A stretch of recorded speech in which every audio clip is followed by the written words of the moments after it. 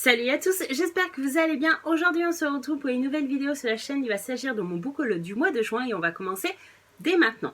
J'ai reçu de la part de la maison d'édition Phipps, que je tiens à remercier, Cheerleaders de Cara Thomas. Dans cette histoire, nous allons suivre un drame qui s'abat sur les cheerleaders d'une petite ville, puisque 2 sont mortes dans un accident de voiture et 2 autres ont été assassinées. Le problème, c'est que l'agent de police a tiré sur le coupable et on ne saura jamais pourquoi il a décidé de tuer ces 2 jeunes filles. Ça reste un mystère et dans cette histoire, nous allons suivre Monica, qui est une des sœurs des 4 victimes et qui va essayer de passer au-delà ce drame, qui va essayer de faire son deuil et d'aller de l'avant dans sa vie, sauf que 5 ans plus tard, elle va faire des découvertes inattendues dans le bureau de son beau-père, notamment des lettres, un vieux portable avec des messages d'un destinataire inconnu et on se doute éventuellement que le passé a encore beaucoup de secrets et qu'il y a beaucoup de choses à savoir sur cette histoire. J'ai reçu de la part des éditions Milan et je tiens à les remercier également, Babelcore de Scott Redgen. Dans cette histoire, nous allons suivre une entreprise, une société qui s'appelle Babelcore et qui décide de recruter des adolescents défavorisés pour leur permettre d'embarquer sur un vaisseau spatial pour se rendre sur la planète Eden, et leur mission, c'est de récolter une substance fossile ultra puissante qui s'appelle la noxolite. Je ne connaissais pas. Et en gros, on va comprendre tout de suite que tous les adolescents qui auront embarqué sur ce vaisseau spatial n'auront pas la chance de poser les pieds sur la planète Eden. Seuls les meilleurs d'entre eux et qui auront réussi les épreuves qui les attendent durant le voyage pourront le faire. Ça me fait drôlement penser à la saga Phobos que j'adore et que j'ai pu lire les 2 premiers tomes. Donc j'ai vraiment hâte de découvrir ce que l'auteur a à nous dire à ce sujet. Ça fait penser à une sorte de télé-réalité avec des épreuves cruelles et dangereuses, puisque je pense que certains vont mourir durant les épreuves, ou alors je vais peut-être trop loin dans mon délire, mais je pense que cette lecture va être très sympathique puisqu'il y a tous les éléments que j'apprécie. Ensuite, je suis super contente de vous proposer ce livre aujourd'hui dans cette vidéo, puisque je vous en avais parlé dans une vidéo, les livres que je veux absolument acheter très vite parce que ils me faisaient drôlement envie. Il s'agit de Survivre de Vincent Haüy, publié aux éditions Hugo. Alors là, le résumé est très court. Voilà, il y a 3 phrases blanches et qui nous dit « Et si notre avenir dépendait d'une émission de télé-réalité ?» Voilà, j'ai pas besoin d'en savoir plus. Vous savez que j'apprécie énormément les romans qui portent sur la télé-réalité. Vous le savez, je ne regarde pas la télé-réalité, les anges de la télé-réalité, les Marseillais et compagnie, parce que je n'ai pas le temps, mais je peux comprendre ceux qui le font parce que c'est addictif. Une fois qu'on regarde 2 ou 3 épisodes de cette émission, et ben on a envie de connaître la suite, donc je comprends totalement les gens qui le font, mais du coup j'apprécie retrouver cette thématique dans mes lectures et j'ai hâte de savoir ce qu'il en retourne dans cette histoire. Ensuite, j'ai reçu des éditions Girlstring dans la collection Électrogène et je tiens à les remercier également. Donc Rouge de Pascaline Nolo.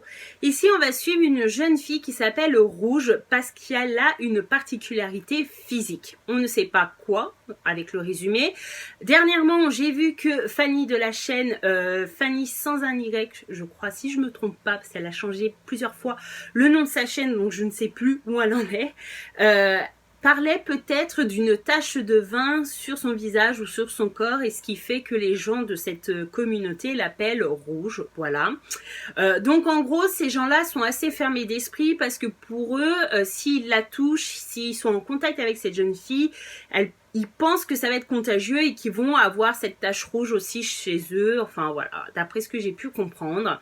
Et leur communauté a passé un pacte avec je ne sais pas qui encore. Et en gros, toutes les jeunes filles, dès qu'elles vont être réglées, vont devoir se rendre dans les bois pour rencontrer la grand-mère. Je ne sais pas qui est ce personnage exactement. Et en gros, une fois qu'on va dans les bois pour rencontrer la grand-mère, il va se passer beaucoup de choses inattendues, assez sombres, assez glauques. Et j'ai hâte de découvrir cette histoire. Voilà, le bouquin est juste très beau. Voilà, la collection Électrogène fait toujours un travail de dingue sur les livres. Et donc cette fois-ci, la couleur est donc rouge puisque c'est le thème de l'histoire. Ensuite, j'ai reçu des éditions Bayard, je tiens à les remercier également. Taxonomie de l'amour de Raquel Allen. Donc ici, d'après ce que j'ai compris, on va suivre un adolescent qui s'appelle Spencer, qui est atteint du syndrome de la Tourette. Ceux qui ne savent pas ce qu'il en est, en gros, vous allez avoir des tics involontaires du langage et du physique. Donc on va cligner des yeux plus que la normale, on va hausser les épaules sans arrêt, on va faire des bruits un peu dérangeants pour les autres, mais involontairement, c'est pas voulu, c'est peut-être un stress, je sais pas si c'est post-traumatique, voilà, je ne connais pas énormément cette maladie, ce serait intéressant de le découvrir dans ce bouquin. Et en gros, Spencer va s'intéresser à sa voisine qui s'appelle Hop, et il la trouve fascinante parce qu'il l'observe et il voit que elle est surprenante, elle arrive à faire peur à des gars qui sont 2 fois plus grands qu'elle, voilà. Et d'après ce que j'ai compris, hein, vu le titre, il va peut-être avoir une relation d'amitié qui va peut-être se transformer en amour. Je pense que ce bouquin est rempli de bienveillance et de messages positifs. J'ai craqué également pour 13 semaines de Morgan Henslem, publié aux éditions Hugo. Donc ici, il s'agit d'un documentaire, d'un témoignage qui est sorti début juin, si je me trompe pas. Et peut-être que cette personne vous dit quelque chose, tout simplement. On a parlé de télé-réalité juste avant dans cette vidéo, et ben Morgan Henslem faisait partie de la saison 4, 3, je sais plus, de Secret Story sur TF1 à l'époque. Et à l'époque j'étais jeune, je regardais ça, donc voilà, l'été c'était le petit kiff de l'été, tous les soirs on regardait la quotidienne, les vendredis ou les samedis, je ne sais plus, on regardait le prime time avec le candidat qui allait partir, etc. Et du coup en fait, 5 ans après, elle a fait une vidéo sur sa chaîne YouTube en expliquant tout l'envers du décor de la télé-réalité et donc de Secret Story. Et j'avais été choquée d'apprendre certaines choses. On pense que ces candidats sont payés pour passer des vacances où ils sont nourris, logés, ils profitent de la belle vie, etc. Mais en fait, on n'imagine même pas la pression qu'ils ont derrière eux. Morgane était rentrée dans la maison avec le secret. Mon père s'appelle Brigitte. Voilà, et du coup, voilà, elle était bien vue par la production parce que des fois elle pleurait, etc. Donc ça faisait parler d'elle.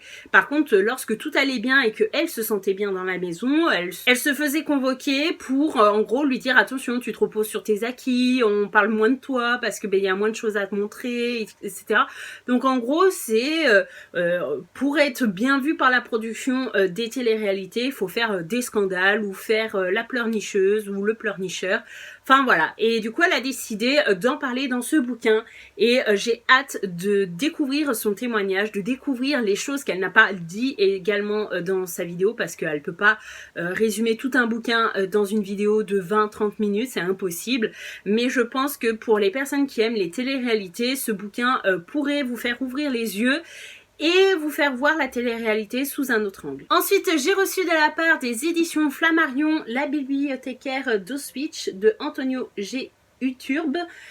Donc ici, dans cette histoire, nous allons suivre une jeune fille qui s'appelle Dita, qui a 14 ans et qui est une des victimes de la guerre, puisque elle vivait auparavant avec ses parents à Prague et ils ont été emmenés dans le camp d'Auschwitz. Et en gros, là-bas, elle va faire la rencontre de Freddy. Oui, c'est ça, qui est un éducateur juif et qui va lui confier qu'ils ont réussi à récupérer des volumes très précieux de la bibliothèque et que du coup, les Allemands ne savent pas et donc c'est un secret. Et donc Freddy propose à Dita de protéger ce secret et de protéger ces volumes précieux. Donc Dita va devenir la bibliothécaire d'Auschwitz et qui va essayer de garder très très longtemps en elle ce secret et ces fameux livres. Vous le savez, le thème des guerres mondiales, ça m'a toujours intéressée. J'ai été fascinée quand j'ai appris ces chapitres-là au lycée, même si voilà, il y a plus joyeux, mais je trouve que c'est toujours intéressant de savoir ce qui s'est passé. Ça fait partie de notre histoire.